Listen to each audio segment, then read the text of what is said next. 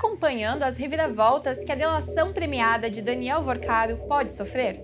Numa corrida contra o tempo, a defesa do banqueiro, dono do liquidado Banco Master, desenha a estratégia de garantia de benefícios ao cliente, enquanto o Supremo Tribunal Federal analisa mudanças no dispositivo. Isso porque o ministro Alexandre de Moraes liberou para votação no plenário da Corte uma DPF que endurece as regras para a delação premiada. A ação estava parada no STF desde o ano passado e agora é pautada às vésperas da possível delação de Vorcaro e do seu cunhado, Fabiano Zettel, colocado pela Polícia Federal como número 2 no organograma do grupo criminoso.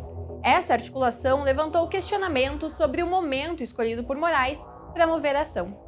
Isso porque ele e a sua esposa, a também advogada Viviane Barsi de Moraes, estão no foco do escândalo. O escritório de advocacia de Viviane firmou um contrato milionário com o banco, de aproximadamente 130 milhões de reais, a serem pagos mensalmente por 3 anos para assessoria jurídica. Se a ação for aprovada pelo plenário do STF antes que a delação de Vorcaro seja homologada, a defesa do banqueiro teme que a sua delação não seja suficiente para entrar com habeas corpus, pedindo que Vorcaro vá para um regime mais flexível e, principalmente, saia da cadeia.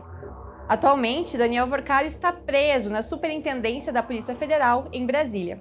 A única palavra do delator vale? Claro que não, porque senão a delação seria um prêmio. Eu acusaria alguém sem ter as mínimas provas, daria uma parte do meu patrimônio para ressarcir o erário público e ficaria livre da imputação penal. Como o advogado explicou, a ação propõe que medidas como busca e apreensão não possam mais ser autorizadas se tiverem como base exclusivamente a palavra de um delator, como ocorreu recentemente no caso da trama golpista e tudo que entregou o ex-ajudante de ordens de Jair Bolsonaro, o Mauro Cid. Com a mudança, a polícia teria que apresentar outras provas independentes antes de realizar qualquer operação baseada no que Vorcaro disser. Dessa forma, demoraria mais para o avanço das investigações e, consequentemente, atrasaria um possível pedido de habeas corpus. As regras atuais já exigem que delações sejam corroboradas por outras provas. Não são, portanto, provas em si.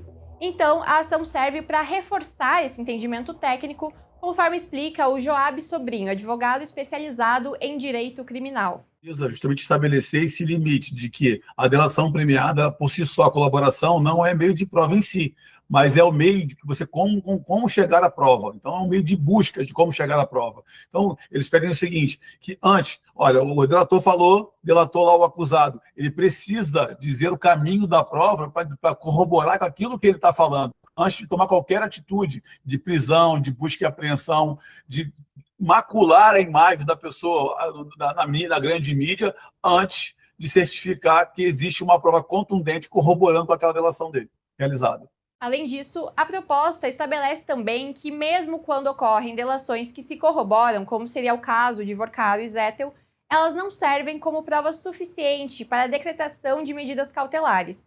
Também é necessário haver provas complementares. O advogado Valber Agra questiona essa parte da ação.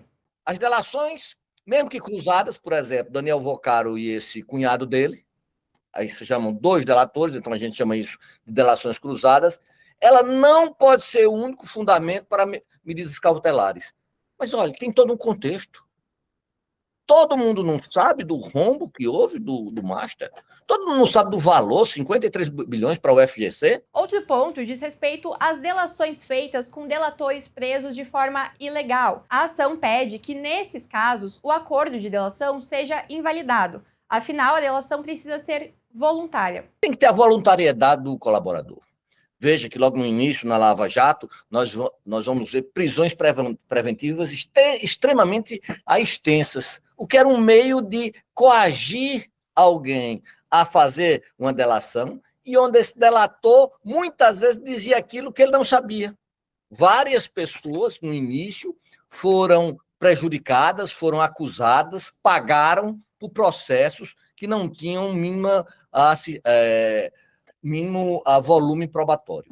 O próprio Daniel Vorcaro passou a considerar a delação após ser preso. A medida também estabelece que os réus delatados possam contestar a validade do depoimento após sua realização e tenham acesso total ao material do processo para que haja o que o advogado Sobrinho chamou de paridade de armas. A DPF propõe que exista uma análise dos benefícios concedidos ao delator, para verificar se eles são apenas aqueles que a lei permite explicitamente. O juiz não poderia, portanto, validar vantagens criadas fora do que está previsto no texto legal. No texto ainda é explicado que as alterações vêm como uma forma de ajustar as balizas da Constituição e não derrubar entendimentos já estabelecidos.